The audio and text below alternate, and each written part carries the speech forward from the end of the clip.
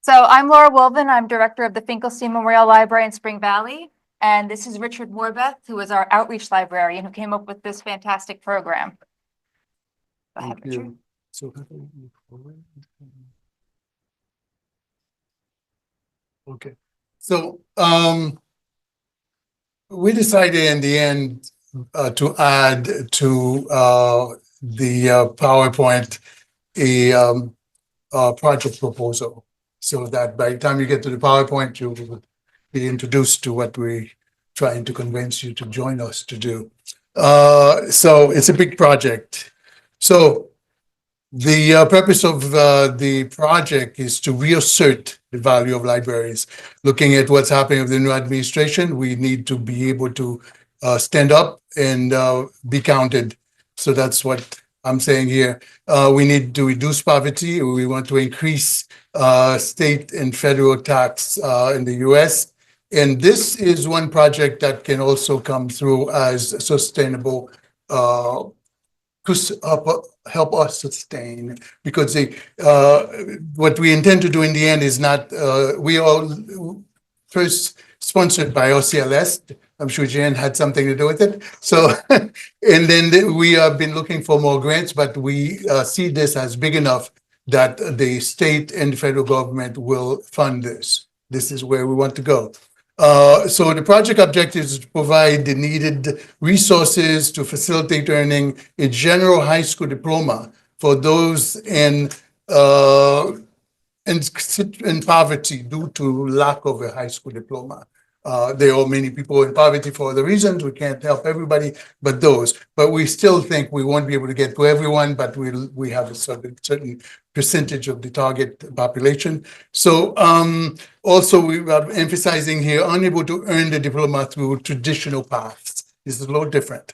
Benefits, positive evaluation of libraries, reduction of poverty, as I mentioned, and increased state and federal taxes, and also sustainability for public libraries, especially all libraries, but since we are the ones who can really put this forward in terms of this project.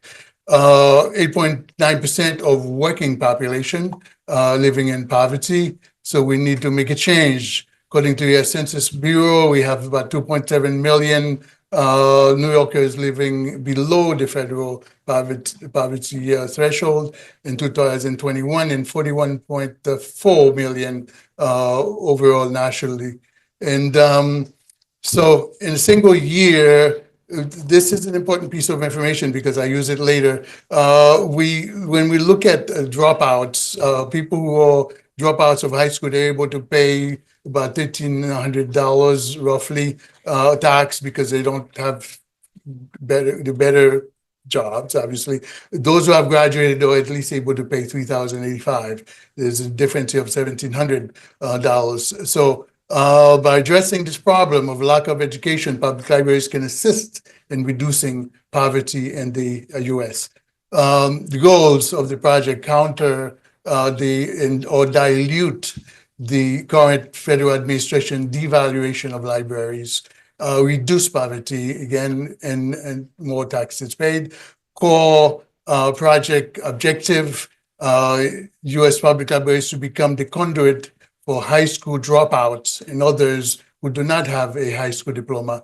That includes a lot of people who come into this country who do not have a high school diploma, to earn a general high school diploma. That is specific, being said general. What happens is when we were in high school, we had the path of academics where we have to pass the regents, and we also have general high school diplomas where we didn't have to go through the regents or major exams. We come out losing the general diploma. We have GEDs, which are difficult to pass. We have most of the programs, we have to pass exams. We have to sit in classes in college, passing exams for, so this path is different. And that's why I name it general high school diplomas.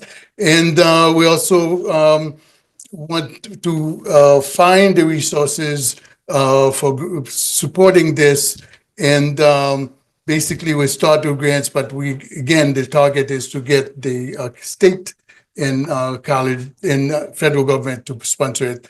Forget about the 30,000 here. That has changed a little bit after I did a little more work. So looking at the different possible solutions, we look at the HSC, that's the GED, that's difficult. 24 college credits, where I just mentioned, that's also difficult. That's time, you have to be in class, even though there are some online, but nevertheless, you have a lot of work. NEDP, you have to have some special high school work already done. So basically, you're completing that. So that's also a lot of work. And basically, for a younger person who just didn't get through the high school diploma in the end. And Regents, HSC, you have more Regents program. Excel, high school, this is a competing high school with Penn Foster. Excel only gives 2 years to complete the high school diploma. Penn Foster, you have 3 years, an extra 6 months if you need it. So this is my part of the presentation at this time, and Laura will take over. Okay, so why do you want to do this? For who and where? So for us, obviously, we want to do it at the library. We want to provide the resources so that people can use the library to get their high school diploma. And we feel that we're the optimal place to do that as a secondary education organization. So in our area, many residents of the community come from other countries. We have a very large proportion of new Americans. And a lot of the countries they come from, the high school diplomas are not accepted in the United States. Even if they graduated, it doesn't count in the United States and they have to go through the process again. And many jobs won't consider candidates who don't have a high school diploma. As a matter of fact, we're civil service, and as you know, civil service, almost all of them, you have to at least have a high school diploma. Also, not everyone is a candidate for the GED. They either can't get through the program, they won't be accepted into the program, or there's only one BOCES in Rockland County. So this gives them another way to get in, especially since BOCES can't take everybody who doesn't have a high school diploma to get their degree. So the only limit is funding. So we can take everybody as long as we have the funding for it. In almost 2.7 million New Yorkers, or 13.9% of the state's population, lived in poverty in 2021, which is compared to less than that for all Americans. So these people need a minimum of a high school diploma to help them get out of poverty. Although BOCES assists with GEDs, the need to help more people with a high school diploma is obvious, as I mentioned, that's very limited to the amount of people who can obtain it that way. So we have a track record of helping those in need of education. We already provide a lot of ESL programs, citizenship classes, computer classes, various things to help people increase their employability. So this is just adding to what we already do. It's not mission creep, it's mission expansion. The East Ramapo Central School District, which is the population the library serves, has the highest poverty rate in the county, 30.7%. It's nearly double the overall rate of Rockland County and more than double the rate of New York State. So Finkelstein would like to assist some of the people who live at or below the poverty line to get the high school diploma, to increase their chances of rising above the poverty line. So new Americans and immigrants are the people that we're targeting, as well as high school dropouts, people who can't work at the pace of a traditional GED class, people whose available hours are limited and cannot make it to the scheduled GED class, people who could not pass the GED exams, and people who, for whatever reason, cannot complete their high school diploma in school. The library partnered with Penn Foster, a fully accredited online high school. The program, for a flat fee, allows students to complete as many or as few courses as they need at their own pace for a diploma. We got a grant of 50% from our CLS to fund the first 5 students who are currently enrolled in the program. We provide computers and other resources. Obviously, we provide the books that they need. Students can also check out Chromebooks, hotspots, and other materials to allow them to work at home. And initially, we limited the offerings to residents of East Ramapo, but we've expanded it to the entire county. We actually have 3 additional applications in for additional people to take this course. When the library is open 66 hours a week, an hour extra in the summer, but this can be done at any time. It doesn't have to be done during the library's operating hours. They can take home one of our Chromebooks and do it at 1 o'clock in the morning if they need to. They do need to know how to use a computer and the internet, and they do need to be proficient in the English language. But because we offer computer classes and ESL programs, they can go from one to the other and get all of the education that they need. We also do test the students for these skills prior to enrollment. Do you want to talk about lessons learned? I guess so. So basically we've Because you had, did this. You were the one who did the outreach. So you were the one. yeah, I'm the one who did this. Okay, so we from lessons learned, we had people who enrolled in the program at the beginning were not as strong as we would like. We needed to get started. And so it becomes more work to get them through. In fact, one of my big projects now, after getting so much behind me that I've had on my plate, is to actually make sure that everyone is getting through. And some of the students are so much stronger than others, they'll be mentoring each other. And of course, I will follow through and make sure that it's all done and they're getting through. I have one student I expect has already finished. Try to reach him. Was not able to.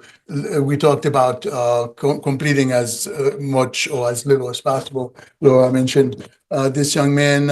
He stopped school in the 11th grade. He's Hispanic background. A lot of young Spanish persons have to stop school at some point to help the family with, let's say, pay the bills and keep the younger ones going to school. So now he tried GED, he couldn't pass, and now he's working with us trying to get it done. And so he was able to get his credits from high school evaluated, and he got 7 out of 21.5 points which are needed to complete this study. So he only has 14.5 to do. So fantastic, or 14. Around that. So bottom line is you're able to transfer credits if you have it evaluated. People from other countries who have had part of their studies for high school done can first go through a step of getting their studies from other countries evaluated and then pass it on to Penn Foster, which will then decide how much of those they'll accept. So they can themselves also get their credits evaluated, even if you're from another country. Those are some of the things. Lesson learned also is as far as funding, the organization Penn Foster has pointed out to us in the end that half from us, half from students is so much work for them. Because one of the things that happens is that sometimes you get students, they're 3/4 through and they figure, I can't pay this, or you can see they're not getting through. Then you have to start again, find other person to meet the total of 5, which I had to do. So that it's good that we're able to put that behind us. We've learned that lesson, that we work with Penn Foster the way they see best. That is, we pay 100%, and we don't have to. They don't have to deal with the student coming up with the other half and canceling so much work done because the person didn't get through coming up with the funds. So that's the funding I've basically pretty much talked about here. Now it's 1150, and we have been. I recently contacted Penn Foster to find out, can they reduce the 1150? They said no, they can keep 1150 through the year. In fact, the next will be like 12 something. So they have increased their rate. New strategies. We will get the funds to pay 1150 directly through funding, grants, eventually the state and federal government. And then 150 we ask the student to pay so that they commit to do the work. Too often when something 100% free, you do nothing, or if you have not invested. So we will give them back this 150 once they've completed their work. in changing laws. With their graduation ceremony. Yes, yes. So I don't know if you want to say something on changing laws. Is it- Yeah, so during the past few years, during the time that we've had the program, Regents has made some updates. So it's no longer to take the Regents exams to graduate, but as they keep changing this plan will still be in place and this will still be a possible path. We also are concerned about, the defunding of the education department. So this is another thing that's going to become even more important in the next few years, if that actually comes to be. Okay, so I moved from the PowerPoint, or let's say with that I had added the project proposal. I moved the part of the proposal to the end, and so that I don't repeat it. I'm sorry, now I have to unravel it. Okay, so that's that's the project objectives. And so again, there'll be some things that will again, at the conclusion point, repeating. So we want to sustain public libraries. And basically the goal is eventually get New York State and the federal government to see we are helping them.